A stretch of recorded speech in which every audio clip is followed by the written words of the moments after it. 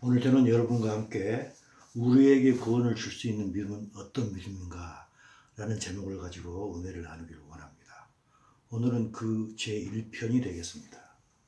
이 메시지를 들은 모든 여러분들, 오늘 이 시간이 진정으로 축복의 시간이 되기를 원합니다. 하나님께서 우리에게 알려주셨던 그 진리의 말씀과 생명의 말씀, 은혜의 말씀이 오늘 이 시간 여러분의 마음속에 잘 박혀지는 축복된 시간이 되기를 진정으로 원합니다.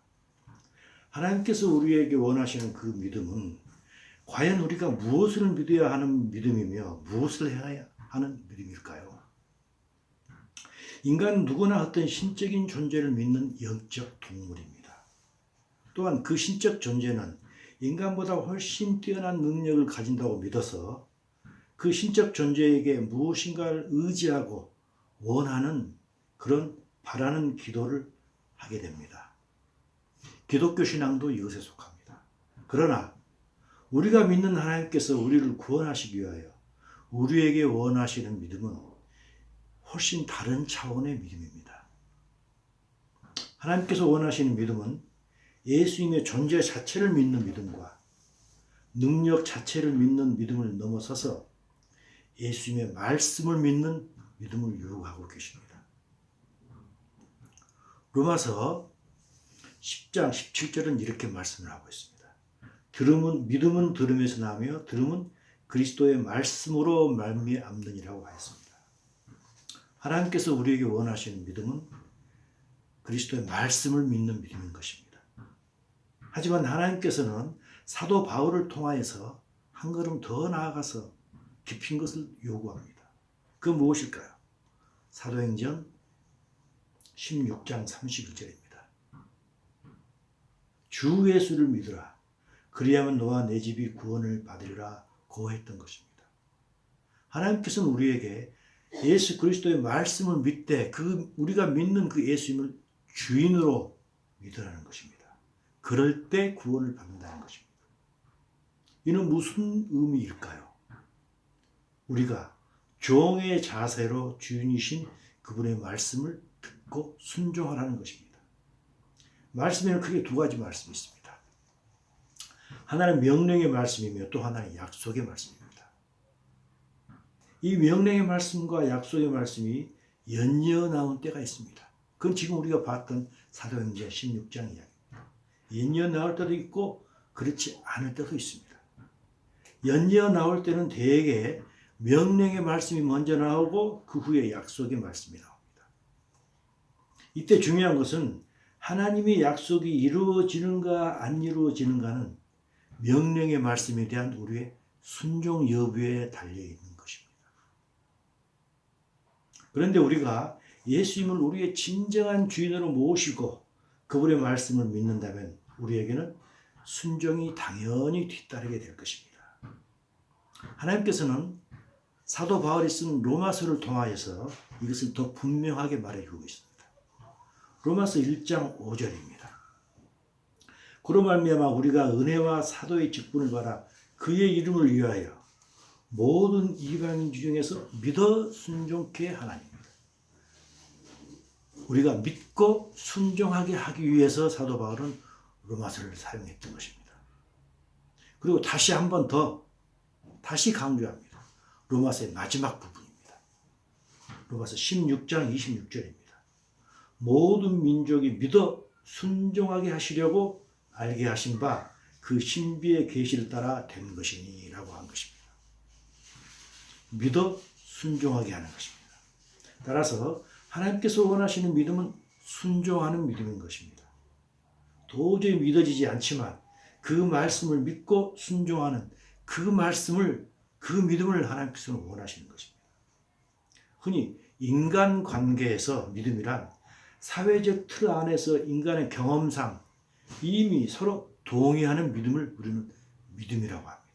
그러나 성경에서 말하는 믿음은 인간이 경험이나 어떤 지식으로 동의하지 못하는 것, 동의가 안 되는 것을 동의하는 믿음을 이야기하고 있습니다.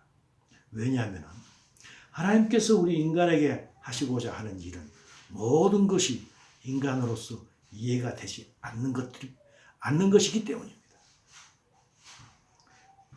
그래서 하나님의 말씀은 우리에게 믿어지지 않기 때문에 하나님께서 믿음을 요구하시는 것이죠. 어떻습니까? 십자가를 통한 우리의 죄가 대속된다는 것 이해가 되고 믿어지십니까? 영생, 우리가 영원히 산다는 게 믿어지고 이해가 되십니까? 어떻습니까? 우리의 부활, 우리가 죽고 나서 다시 산다는 것, 하나님의 나라가 우리에게 임한다는 것 믿어지십니까? 도저히 믿어지지 않는 것입니다.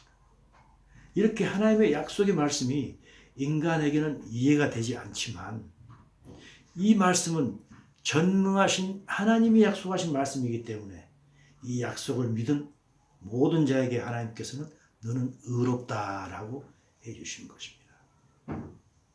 우리가 알다시피 아브라함은 75세가 되어서 다 늙었습니다. 한 명의 자녀도 없었습니다. 그런데 하나님께서 말씀하시기를 너의 자녀가 바다의 모래처럼 하늘의 별처럼 많으리라 고 했을 때 아브라함은 하나님의 그 말씀이 믿어졌겠습니까? 그러나 믿기 어렵지만 하나님께서 그 말씀을 하셨기 때문에 아브라함을 믿었던 것입니다. 그때 하나님께서는 아브라함을 의롭다 해주셨습니다. 우리도 마찬가지입니다. 우리도 예수님의 십자가 대사건의 그 대속의 약속을 믿어지십니까? 안 믿어지십니다. 안 믿어지는 그런 믿기 어려운 말씀을 하나님께서 하셨기 때문에 우리가 믿습니다. 그렇기 때문에 하나님께서는 우리에게 의롭다라고 칭해 주시는 것입니다. 그러나 사실은 우리가 믿는 게 아니지요. 하나님께서 믿어지게 하는 은혜를 우리에게 주신 것입니다.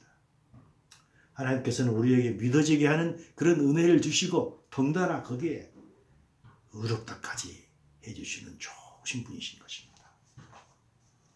하나님의 말씀은 약속의 말씀과 명령의 말씀으로 이루어졌다고 하였는데 그렇다면 수많은 약속의 말씀과 수많은 명령의 말씀 중에서 가장 큰 약속의 말씀은 무엇이며 가장 큰 명령의 말씀은 무엇일까요? 먼저 가장 커다란 약속의 말씀은 무엇일까요? 베드로 이야기를 한번 듣도록 하겠습니다.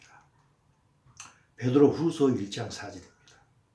그 보배롭고 지극히 큰 약속을 우리에게 주사 이 약속으로 말미암아 너희가 신성한 성품에 참여하는 자가 되게 하려 하셨느니라 라고 하고 있습니다. 이 지극히 큰 약속.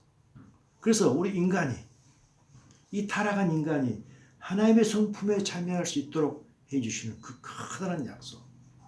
그 약속은 무엇일까요? 우선 구약의 성도에게 하나님께서 해주신 그 약속을 먼저 보도록 하겠습니다. 히브리서 11장 13절입니다. 이 사람들은 다 믿음을 따라 죽었으며 약속을 받지 못하였으되 그랬습니다. 이 사람들은 누군가요? 구약의 성도들입니다. 다 믿음을 따라 죽었는데 약속을 받지 못하였으되 그랬습니다. 이때 약속을 받지 못했다는 것은 그들이 하나님께서부터 약속을 받았지만 그 약속한 내용이 이루어지지 않았다는 것입니다. 영어로 보게 되면 They did not receive the things promised입니다. 약속을 받았지만 받은 그 약속이 아직 성취되지 않았다는 것입니다. 하지만 그들은 성취되지 않은 그 약속이지만 그것을 믿고 죽어갔던 것입니다. 그러면서 그들은 그것들을 멀리서 보고 환영했다고 합니다. 언젠가는 이루어질 것이다 하면서 소망하면서 그들은 죽어갔던 것입니다. 그렇다면 그들이 하나님께서 주신 약속, 아직 이루어지지 않았지만 이루어질 약속을 믿고 죽었던 그 약속은 무엇일까요? 그게 바로 히브리서 11장 16절에 나와 있습니다. 그들은 이제는 더 나은 본향을 사모하니 곧 하늘에 있는 것이라고 했습니다. 그러면 답이 나옵니다. 하나님께서 구약의 성도들에게 해 주었던 그 약속, 아직 이루어지진 않았지만 하나님께서 그들에게 해 주었던 그 약속은 곧 하나님의 나라인 것입니다. 그들은 하나님의 나라가 아직 이루어지지 않았지만 그 약속을 믿고 죽었던 것입니다. 그렇다면 신약의 우리에게는 하나님께서 무엇을 약속해 주셨나요? 예수님께서 이 땅에 오셔서 복된 소식을 전하셨는데 그 복된 소식이 무엇일까요? 누가복음 4장 43절 보겠습니다. 예수께서 이르시되 내가 다른 동네들에서도 하나님의 나라 복음을 전하여야 하리니 나는 이 일을 위해 보내심을 받았노라 하셨습니다. 이 일이 무엇인가요? 하나님의 나라를 전하는 것입니다. 이게 복음, 복된 소식이라는 것입니다. 예수님께서 선포하신 것은 여러 가지가 있지만 그 핵심은 하나님의 나라가 이 땅에 세워지는 것입니다. 물론 이것은 우리 마음속에 이루어지는 그 하나님 나라를 포함하여서 실제로 이 땅에 이루어질 물리적인 하나님의 나라를 이야기하고 있는 것입니다. 그래서 누가복음 8장 17절을 보겠습니다. 숨은 것이 장차 드러나지 아니할 것이 없고 감추인 것이 장차 알려지고 나타나지 않을 것이 없느니라고 하였습니다. 무엇인가요? 숨은 것은 무엇이고 감추인 것이 무엇인가요? 하나님의 나라입니다. 그 하나님의 나라는 지금은 숨겨져 있고 지금은 감추어져 있지만 결국 드러나지 않을 것이 없다는 것입니다. 반드시 드러난다는 것입니다. 그래서 하나님께서는 사도 요한이 밤모섬에 유배되어 있을 때 사도 요한에게 요한계시록을 통하여서 이 땅에 이루어진 하나님의 나라를 직접 보여주셨던 것입니다. 결국 구약의 성도와 신약의 성도 모두에게 하나님께서 약속하신 가장 커다란 약속은 하나님의 나라가 실제로 이 땅 위에 세워진다는 것입니다. 어떻습니까? 여러분은 이 약속의 말씀을 진실로 믿으며 기쁨으로 소망하며 살아가고 계십니까? 만약에 아니라면 왜 예수님을 믿습니까? 여러분의 소망은 어디에 있는 것입니까? 우리가 항상 기뻐할 수 있는 이유는 무엇이고 범사에 감사할 수 있는 이유는 무엇이고 우리가 무엇을 위하여서 항상 쉬지 않고 기도를 해야 될까요? 하나님의 나라입니다. 예수님의 오심과 우리의 부활과 우리가 하나님의 나라에 들어가는 것. 그것 때문에 우리가 항상 기뻐할 수 있고 범사에 감사할 수 있고 그것을 위하여 항상 쉬지 않고 기도할 수 있는 것입니다. 범사에 감사하고 쉬지 않고 기도하고 항상 기뻐하라고 하는 것은 데살로니가 전서 5장에 있는 이야기입니다. 근데 데살로니가 전서는 무엇에 대한 이야기입니까? 예수님의 재림과 우리의 부활과 휴거에 관한 내용 아니겠습니까? 그리고 바울은 이렇게 고백을 하고 있습니다. 고린도 후서입니다. 고린도 후서 4장 18절에 바울은 분명하게 고백을 하고 있는 게 있습니다. 우리가 주목하는 것은 보이는 것이 아니요 보이지 않는 것이니 보이는 것은 잠깐이요 보이지 않는 것은 영원함이라고 했습니다. 사도 바울은 두 눈을 어디에 고정하며 살았습니까? 보이지 않는 것. 하나님의 나라에 고정하며 바울은 그것을 향하여서 계속 살아갔던 것입니다. 그러면서 고린도 후서 5장 17절을 통해서 또 어떤 깊은 선언을 하고 있습니다. 누구든지 그리스도 안에 있으면 새로운 피조물이라. 이전 것은 지나갔으니 보라 새 것이 되었도다. 우리가 예수를 믿는다고 하지만 아직도 이 땅의 것만 바라보고 산다면 과연 우리는 바울의 고백처럼 새로운 피조물이다 라고 선포할 수 있을까요? 과연 우리가 보라 이전 것은 지나갔다고 선포할 수 있을까요? 그리고 나는 새 것이라고 자부할 수 있을까요? 그럴 수 없다고 생각합니다. 하나님께서 모든 그리스도인에게 약속하신 것 중 가장 커다란 것은 하나님의 나라인 것입니다. 그렇다면 우리가 하나님의 이 커다란 약속을 믿기만 한다면 그 약속이 우리에게 성취되어서 우리는 하나님 나라에 자동적으로 들어갈 수 있을까요? 여러분 어떻게 생각하십니까? 저는 그렇지 않다고 생각합니다. 서두에 말씀드렸듯이 약속의 말씀이 우리에게 성취되는 것은 우리가 명령의 말씀에 순종할 때인 것입니다. 그렇다면 우리가 가장 순종해야 될 커다란 명령의 말씀은 무엇일까요? 알고 싶지 않습니까?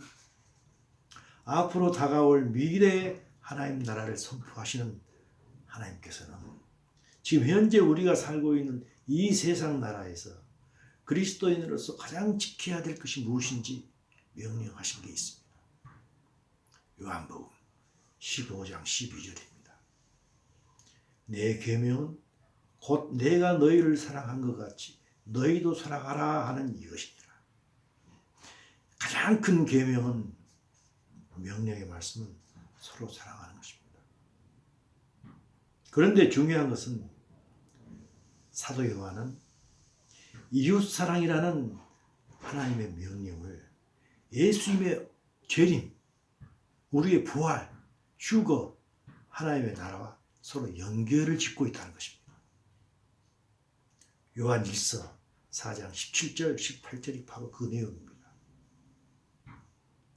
이로써 사랑이 우리에게 온전히 이루어진 것은 우리로 심판날에 담대함을 가지게 하려 함이니 사랑 안에 두려움이 없고 온전한 사랑이 두려움을 내쫓나니 두려움에는 형벌이 있습니다.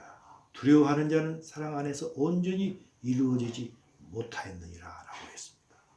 무슨 말인가요? 우리가 하나님의 가장 큰 명령인 이웃사랑을 제대로 했다면 심판에 대한 두려움이 없을 것이라는 이것입니다. 하지만 이웃을 사랑하지 못했을 때 우리는 예수님 재림하실 때 심판에 대한 두려움을 가진다는 것입니다. 제 말씀이 아닙니다. 이것은 사도 요한의 말씀인 것입니다. 즉 다시 말한다면 우리가 하나님으로부터 약속받은 하나님 나라에 들어가는가 못 들어가는 것은 이웃사랑이라는 명령에 대한 우리의 순종 여부와 깊은 관계가 있다는 것입니다. 결론을 내리도록 하겠습니다. 하나님께서는 우리에게 약속의 말씀을 주시며 동시에 명령의 말씀을 주십니다. 우리에게 해주신 그 약속의 말씀이 우리에게 성취되는가 성취되지 않는가는 우리가 얼마만큼 명령의 말씀을 잘 순종했는가에 달려있다는 것입니다. 왜냐하면 하나님은 공의로우시기 때문입니다. 내 이웃을 내 몸처럼 사랑하라는 그런 1차적 명령의 말씀을 잘 지키지 않으면 하나님 나라를 주겠다는 하나님의 약속은 우리에게 이루어지지 않을 수도 있다는 것입니다. 우리는 구약에서 가나안 1세대가 어떤 삶을 살았는가를 알고 있습니다.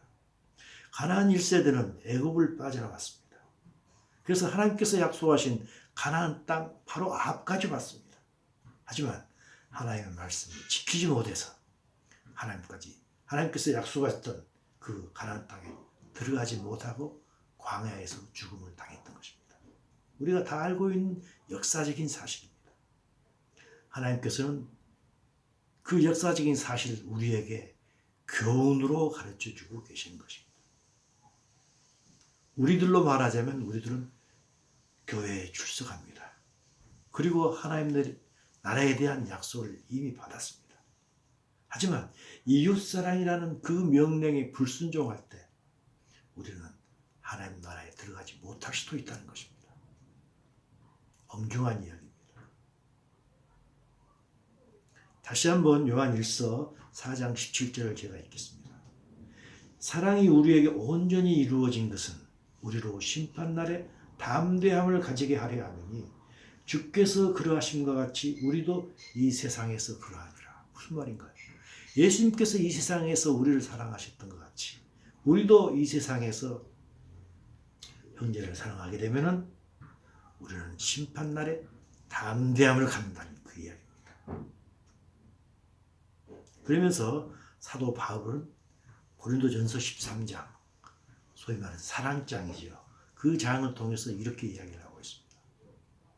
내가 애언하는 능력이 있어 모든 비밀과 지식을 알고 또 산을 옮길 만한 모든 믿음이 있더라도 사랑이 없으면 내가 아무것도 아니라고 했던 것입니다.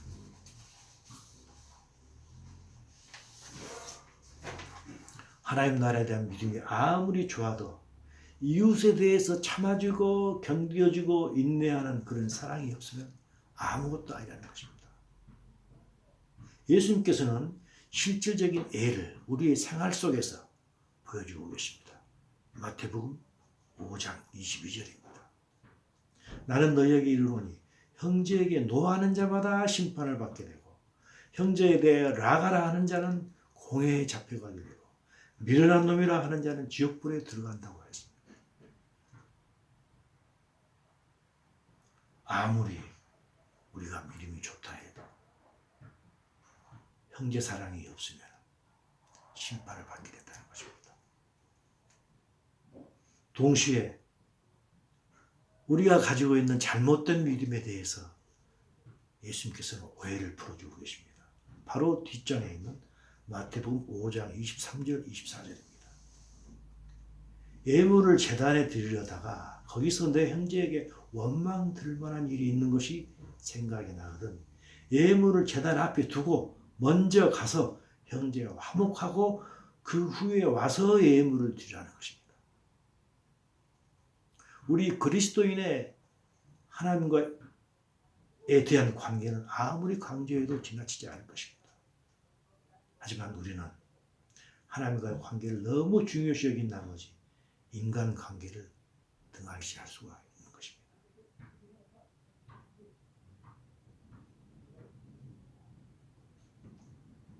그렇지만 이것은 아닌 것입니다. 한국 기독교 영화 밀양이 있습니다. 십몇 년 전에 방영됐던 밀양이라는 영화가 있습니다. 밀양이 우리 크리스천에게 시사하는 바는 매우 크다고 생각합니다. 그러면서 동시에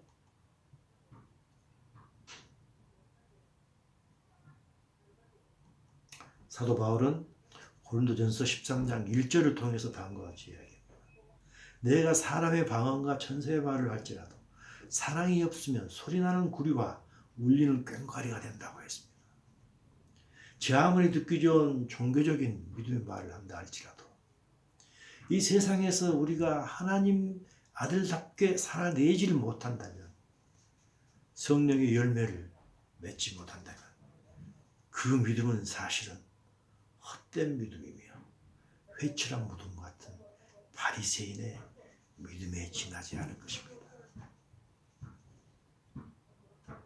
마지막으로 고린도후서 5장 10절입니다. 우리가 다 반드시입니다. 우리는 모두가 어느 누구도 예외 없이 반드시 그리스도의 심판대 앞에 나타나게 되어 각각 선악간에 그 몸으로 행한 것을 따라 받으려 함이라 했습니다. 몸으로 행한 것에 따라서 심판을 받는다는 것입니다. 그 몸으로 행한 것은 믿음에 의해서 나온 몸으로 행한 것을 이야기하고 있습니다. 몸으로 행한 것 중 가장 중요한 것은 무엇인가요? 성도 간의 사랑입니다. 여러분은 어떻습니까? 이웃사랑을 잘하고 계십니까? 잘 참아내고 잘 기다리고 인내의 눈으로 서로를 바라보고 계십니까? 저는 잘하지 못합니다. 저는 자신이 없습니다. 하지만 점점 나눠지고 있는 것입니다. 어느 누구도 이 세상에서 육신의 몸을 입고 있는 한 온전할 수는 없다고 생각합니다. 그래서 온전하지 못한 자신을 바라보면서 애통해하고 또 하나님 말씀을 늘 배고파할 때